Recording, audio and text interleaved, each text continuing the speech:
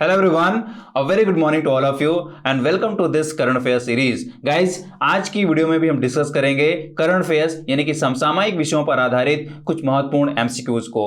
और ये एमसीक्यूज आपके आने वाली प्रतियोगी परीक्षाओं में पूछे जा सकते हैं या उनमें पूछे गए प्रश्नों के लिए एक लिंक के रूप में काम कर सकते हैं, एक हिंट के रूप में काम कर सकते हैं, राइट। तो अपने आप में काफी महत्वपूर्ण सवाल हैं। वीडियो को पूरा देखिएगा, लास्ट तक देखिएगा और वीडियो के डिस्कशन में जो भी जानकारी आपको इंपॉर्टेंट लगे आप उस जानकारी को याद करें, साथ में नोट जरूर कर लिया करें, बिकॉज ये जानकारी आपको आपके आने वाले प्रतियोगी परीक्षाओं में बहुत सारे क्वेश्चंस को सॉल्व करने में हेल्प करती है, राइट। तो शुरू करते हैं हमारा आज के वीडियो और देखते हैं पहला सवाल। तो फर्स्ट क्वेश्चन है, In which state or UT the center has constituted a new राज्य सैनिक बोर्ड? केंद्र ने किस राज्य या केंद्र शासित प्रदेश में एक नए राज्य सैनिक बोर्ड का गठन किया है? तो यहाँ पे ऑप्शंस गिवन है, जम्मू एंड कश्मीर, दिल्ली, लद्दाख या हिमाचल प्रदेश। तो सही ऑप्शन जान लें, सही ऑप्शन यहाँ पे है लद्दाख जी। तो यहां बात की जा रही है लद्दाख की। लद्दाख में एक नए राज्य सैनिक बोर्ड का गठन किया गया है केंद्र सरकार के द्वारा, राइट। तो यहां पे आपको सरकार के टर्म में भी याद रखना है किस सरकार ने इसको बनाया है और मतलब कि इसका कॉन्स्टिट्यूशन किया है, तो यहाँ पे केंद्र सरकार ने किया है। और बोर्ड का एक तरीके से डिपार्टमेंट भी आपको याद रखना है कि ये सैनिक बोर्ड है, मतलब कि इसका नाम है राज्य सैनिक बोर्ड और इसे बनाया है केंद्र सरकार ने। कहां पे? लद्दाख में, राइट। अब बात आती है कि इसका पर्पज क्या है, इसका एक तरीके से रोल क्या होने वाला है। तो मैं आपको बता दूं कि केंद्र ने जिस तरीके से लद्दाख के लिए नए राज्य सैनिक बोर्ड का गठन किया है या इसकी मंजूरी दी है, तो उसके पीछे मकसद उसका यही है कि यह केंद्र सरकार और लद्दाख के बीच एक महत्वपूर्ण लिंक के रूप में काम करे, एक महत्वपूर्ण संपर्क के रूप में काम करे, राइट। मतलब कि ये प्रशासनिक स्तर पे जो एक लिंकेज होना चाहिए, जो संपर्क होना चाहिए केंद्र सरकार और लद्दाख के बीच, उसमें इस बोर्ड का काफी अहम योगदान होने वाला है, राइट। तो एक तरीके से उस टर्म में भी आप इसको स्टडी कर सकते हैं डिटेल में, लेकिन मैं आपको बताऊं कि यह जो नवगठित राज्य सैनिक बोर्ड है वह खास तौर पे लेह और कारगिल के जिला सैनिक कल्याण कार्यालयों के संचालन की भी देखरेख करने वाला है। और खास तौर पे यह बोर्ड सेवारत सैनिकों, उनके आश्रितों, शहीदों के परिजनों या पूर्व सैनिकों से संबंधित मामलों पर सलाहकार के रूप में काम करेगा या एज एन एडवाइजर के रूप में भी काम करने वाला है। तो काफी एक तरीके से अहम योगदान होगा यहाँ पे राज्य सैनिक बोर्ड का बहुत सारे पॉइंट्स के टर्म में या कार्यालयों के लिंकेज के टर्म में। मतलब कि एक तरीके से कह सकते हैं कि यह एक तरीके से एडमिनिस्ट्रेशन बॉडी बन गई है केंद्र सरकार की, जिसके माध्यम से ये संपर्क साधेगी एडमिनिस्ट्रेशन पॉइंट ऑफ व्यू से लद्दाख में, राइट। तो इसको डिटेल में एक बोर्ड के रूप में पढ़ सकते हैं कि इसका एक तरीके से ऑर्गेनाइजेशनल किस तरीके से स्ट्रक्चर है और इसमें महत्वपूर्ण पद क्या हैं और इन महत्वपूर्ण पदों पर कौन काबिज है, राइट। और इसके पर्पज को आप डिटेल में जरूर पढ़ें, उनके इंपॉर्टेंट पॉइंट्स को आप याद करें, नोट करें, राइट। तो बहुत इंपॉर्टेंट है। बाकी यहाँ पे ऑप्शंस गिवन है, जो इनमें से आप पहचानिए, क्योंकि आपको बहुत क्लियरली पता होना चाहिए कि कौन स्टेट है और कौन सा यूटी क्षेत्र है, राइट। तो बहुत इंपॉर्टेंट है, डिटेल में जा सकते हैं। नाउ देखते हैं next question. In which state ration आपके ग्राम scheme and sickle cell mission have been launched by prime minister Narendra Modi? प्रधानमंत्री नरेंद्र मोदी द्वारा किस राज्य में राशन आपके ग्राम योजना और सिकल सेल मिशन की शुरुआत की गई है? यहाँ पे ऑप्शंस गिवन है, छत्तीसगढ़, उत्तर प्रदेश, मध्य प्रदेश या पंजाब। तो सही ऑप्शन जान लें, सही ऑप्शन यहाँ पे है मध्य प्रदेश जी। तो मध्य प्रदेश स्टेट की बात की जा रही है और वहां पे दो महत्वपूर्ण स्कीम्स को लॉन्च किया गया है, जिनका नाम है राशन आपके ग्राम और एक है सिकल सेल मिशन। दोनों प्रधानमंत्री श्री नरेंद्र मोदी जी के द्वारा लॉन्च की गई हैं, राइट। तो उनका नाम भी इन स्कीम्स के साथ लिंक करके रखिए, मध्य प्रदेश को भी लिंक करके याद करिए। दूसरा इंपॉर्टेंट बात आती है कि राशन आपके ग्राम और सिकल सेल मिशन है क्या, इनका पर्पज क्या है और खास तौर पे इन स्कीम्स का इंप्लीमेंटेशन रूट क्या होने वाला है। जब भी आप किसी स्कीम को पढ़ें तो खास तौर पे वहां पे इंप्लीमेंटेशन रूट को भी आप ढंग से दिमाग में रख लिया करें। मतलब कि वो किस बॉडी के द्वारा, किस ऑर्गेनाइजेशन के द्वारा या कौन से इंडिविजुअल्स हैं जो उस मिशन में शामिल होने वाले होते हैं और उसको एग्जीक्यूट करने वाले होते हैं, इनके टर्म में भी क्वेश्चन बनता रहता है, राइट। तो काफी अहम है, दोनों को आप डिटेल में जरूर पढ़ लें। मैं आपको बता दूं कि श्री नरेंद्र मोदी जी ने जनजातीय गौरव दिवस महासम्मेलन के अवसर पे जनजातीय समुदाय के कल्याण के लिए इन दोनों स्कीम्स को लॉन्च किया है, राइट। और अगर हम यहाँ बात करें राशन आपके ग्राम योजना की, तो इसका शुभारंभ उन्होंने किया है। इसके साथ में सिकल सेल मिशन का भी शुभारंभ किया है। और यहाँ पे राशन आपके ग्राम के तहत जो प्लानिंग है गवर्नमेंट की वो ये है कि वह आदिवासी वर्ग के उपभोक्ताओं को कारों द्वारा राशन सामग्री पहुंचाएगी, राइट। तो देखिए यहाँ पे कारों द्वारा राशन सामग्री पहुंचाई जानी है। अब यहाँ पे बात हो जा रही है रूट ऑफ इम्प्लीमेंटेशन की, तो यहाँ इसको आपको डिटेल में जरूर पढ़ना है, मतलब कि यहाँ पे कितनी कार शामिल होने वाली है, कितना इसमें बजट है, ये सारा इंपॉर्टेंट पॉइंट है, क्वेश्चन बन सकता है। और खासतौर पर जब आप स्टेट एग्जाम दे रहे हों, राइट, तो इन पॉइंट्स को आप जरूर याद किया करें, इनको मिस मत किया करें, क्वेश्चन बन सकता है। नाउ देखते हैं नेक्स्ट क्वेश्चन।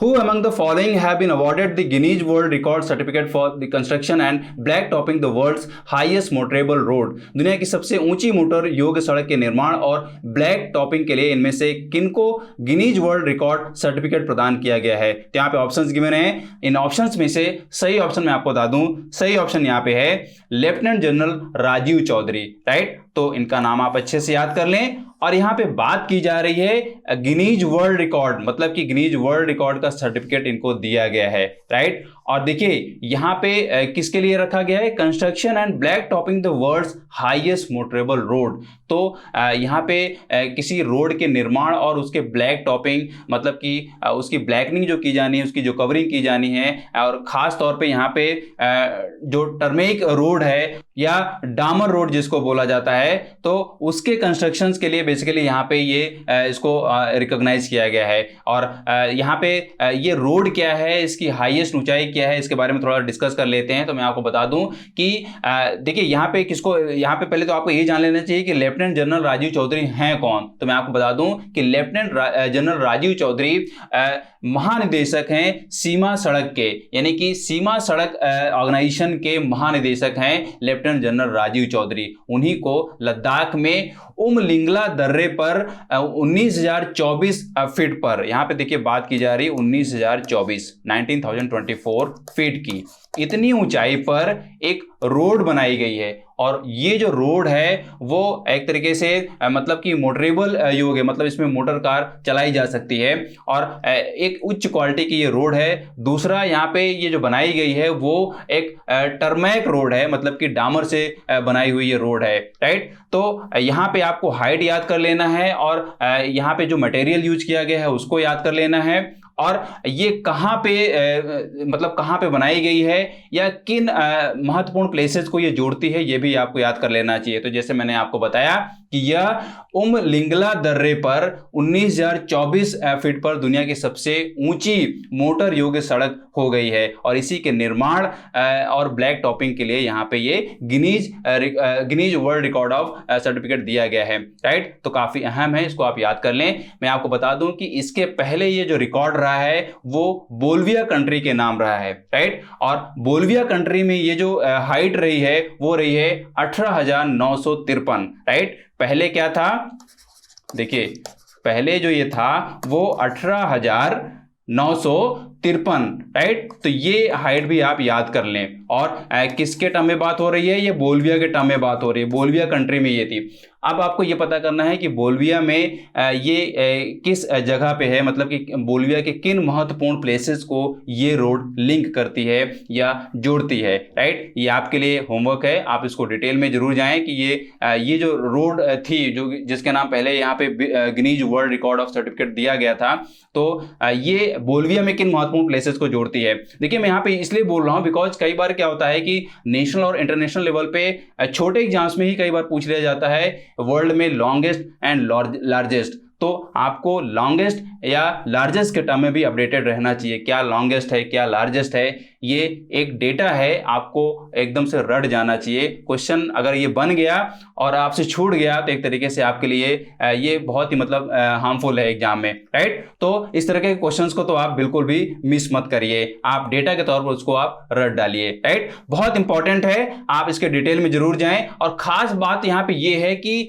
जो हम बात कर रहे हैं सीमा सड़क अलग ऑर्गेनाइजेशन की, राइट। तो आपको यहाँ पे बात हो रही है BR या BRO, राइट, यानी कि बॉर्डर रोड ऑर्गेनाइजेशन। बहुत ही इंपॉर्टेंट ऑर्गेनाइजेशन है ये, एक तरीके से मतलब कि खास तौर पे इंडिया के लिए, इंडिया की जो बॉर्डर में जो रोड्स हैं उन रोड्स की मेंटेनिंग करता है या नई रोड्स का कंस्ट्रक्शन करता है। बहुत अहम एक तरीके से ऑर्गेनाइजेशन है। और मैं आपको बता दूं कि यह डिफेंस मिनिस्ट्री के अंदर काम करता है, मतलब कि डिफेंस मिनिस्ट्री के अंडर में ही ये काम करता है, उसी के गाइडलाइन के हिसाब से काम करता है। और डिफेंस मिनिस्ट्री इसके लिए बाकायदा बजट प्रोवाइड कराता है, केवल देश के लिए ही नहीं, मतलब कि केवल भारत देश के लिए नहीं, यह अपने पड़ोसी देशों में भी कई रोड्स का कंस्ट्रक्शन कर चुका है और सबका अपना एक रिकॉर्ड रहा है। तो आप उनके टर्म में भी अपडेटेड रहिए, BRO क्या है और इसने अब तक कहां कहां कौन कौन सी रोड्स बनाई हैं, उनके टर्म में भी आपको अपडेटेड होना पड़ेगा, राइट। क्वेश्चन पूछा जा सकता है। नाउ देखते हैं नेक्स्ट क्वेश्चन।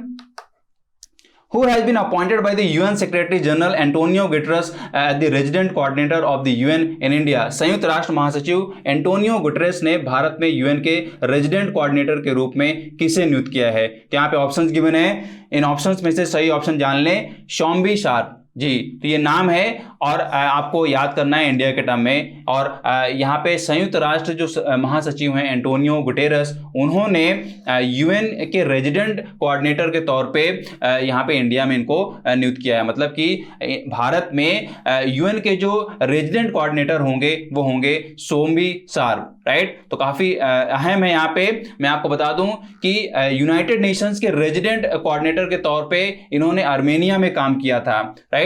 तो अब ये इंडिया के लिए काम करेंगे। तो एक तरीके से ये इनका प्रीवियस जॉब हो गया।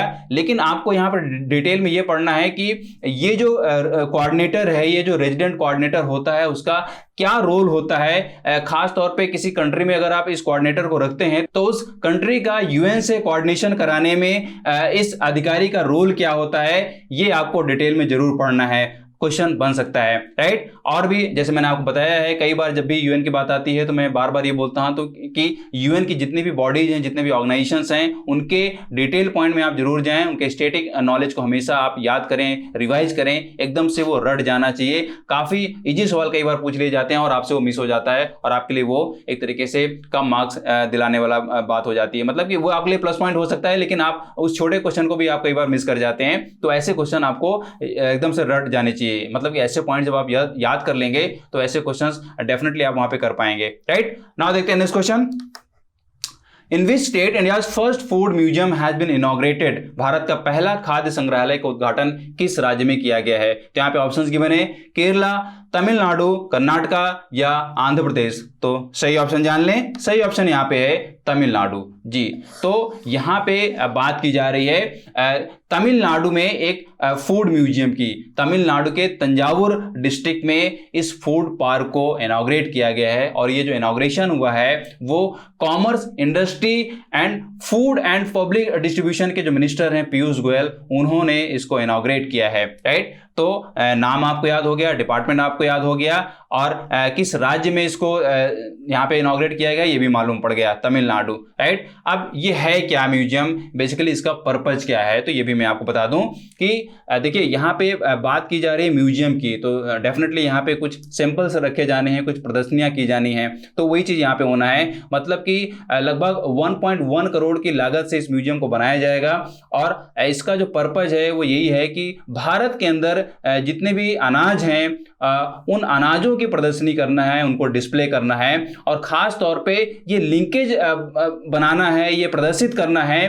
कि पूरे वर्ल्ड में जो फूड कल्चर है उस फूड कल्चर में इंडियन फूड्स का क्या रोल है और एक तरीके से उसमें किस तरीके से दिन प्रतिदिन सुधार हो रहा है, राइट। तो अपने आप में काफी अहम ये म्यूजियम होने वाला है और ये आपको डेटा के रूप में दिमाग में से बैठ जाना चाहिए कि ये इंडिया का पहला फूड म्यूजियम है, राइट। कहां पे? तमिलनाडु में, राइट। और कहां पे, किन कंट्रीज में फूड म्यूजियम है और उनका वर्ल्ड में एक तरीके से वर्ल्ड का जो फूड कल्चर है उसमें किस तरीके से योगदान है, वो क्या क्या डिस्प्ले करते हैं, इनको आपको डिटेल में जरूर पढ़ लेना चाहिए। देखिए जब भी आप इन हर एक छोटे छोटे पॉइंट में डिटेल में पढ़ते हैं कम समय में, और एक तरीके से जब आप इन इंटरेस्टिंग पॉइंट्स को पढ़ते हैं तो आपके लिए वो उबाऊ भी नहीं रहता है। जब आप इन छोटी छोटी जानकारी को इकट्ठा करते हैं तो आपके लिए एक तरीके से वो जानकारी इकट्ठी होती जाती है, और लास्ट मोमेंट पे आप जब आप खासतौर पे जब आप मेंस राइटिंग करते हैं तो ये पूरी की पूरी जानकारी आपके लिए एक तरीके से वहां पे यूजफुल हो सकती है। आप उसको बाकायदा लिख सकते हैं, आपको ज्यादा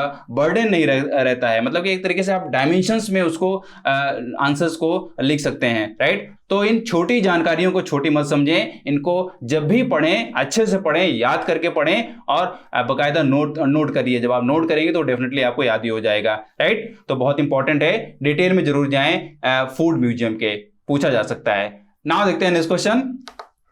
Which state has declared Kaiser Hind butterfly as the state butterfly? किस राज्य ने केसरे हिंद तितली को राज्य तितली घोषित किया है? तो यहाँ पे ऑप्शंस गिवन है, अरुणाचल प्रदेश, असम, मिजोरम या सिक्किम। तो सही ऑप्शन जान लें, सही ऑप्शन यहाँ पे है अरुणाचल प्रदेश। जी, अरुणाचल प्रदेश ने यहाँ पे इस तितली को राज्य तितली घोषित किया है। बात की जा रही है केसरे हिंद तितली की, राइट। बहुत ही इंपॉर्टेंट है, बटरफ्लाई की बात की जा रही है। एक तरीके से बायोडायवर्सिटी के टर्म में पूछा जा सकता है, या स्ट्रेटेजी के टर्म में इसको भी पूछा जा सकता है। मतलब कि कई बार पूछा जाता है कि इस स्टेट का स्टेट बर्ड क्या है, स्टेट फ्लावर क्या है, राइट, या स्टेट एनिमल क्या है। इनके टर्म में क्वेश्चन बनते रहते हैं। तो यहाँ पे आपको अरुणाचल प्रदेश के टर्म में याद कर लेना चाहिए कि अरुणाचल ने केसरे हिंद को स्टेट बटरफ्लाई घोषित किया है, राइट। मैं आपको बताऊं कि यह जो बटरफ्लाई है वह 6000 से लेकर 10,000 फीट की ऊंचाई पे जो डेंसली फॉरेस्ट है, मतलब कि जो घने जंगल हैं, वहां पे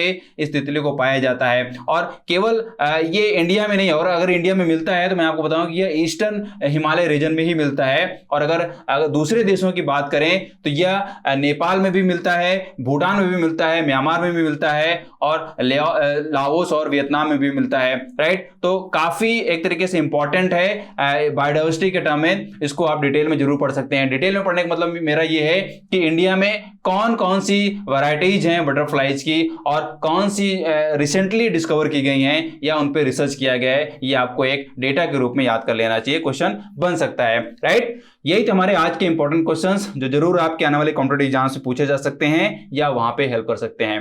वीडियो अगर हेल्पफुल लगी तो इसको आप लाइक करें, शेयर करें, और अगर आप चैनल में नए हैं तो इसको आप सब्सक्राइब कर लें, साथ में बेल आइकन को प्रेस कर लें। और अगर आप सोशल मीडिया में फेसबुक और इंस्टाग्राम पे हैं तो वहां पे भी आप हमको फॉलो करें, ताकि इंपॉर्टेंट अपडेट्स आपसे मिस ना हो। और अगर आप ज्यादा से ज्यादा करंट अफेयर्स पढ़ना चाह रहे हैं, डिटेल में पढ़ना चाह रहे हैं, कम समय में ज्यादा पॉइंट्स को पढ़ना चाह रहे हैं, तो आप हमारी साइट पे जाइए। वहां पे आपको डेली न्यूज दी जाती है, पॉइंट वाइज, वो भी डिफरेंट फील्ड्स की न्यूज दी जाती है। आप उन पॉइंट्स को पढ़ सकते हैं, याद कर सकते हैं और नोट कर सकते हैं, और ताकि आप उसको एग्जाम टाइम में रिवाइज कर पाएं और एग्जाम में उसकी हेल्प ले पाएं, राइट। तो अपने आप में काफी इंपॉर्टेंट पॉइंट्स होते हैं, आप जरूर जाएं वहां पढ़ें, उनको नोट करें और रिवाइज करके जाएं एग्जाम में, राइट। तो पढ़ते रहिए, मस्त रहिए। मिलता हूं आपसे नेक्स्ट वीडियो में, तब तक have a nice day, great day and thank you.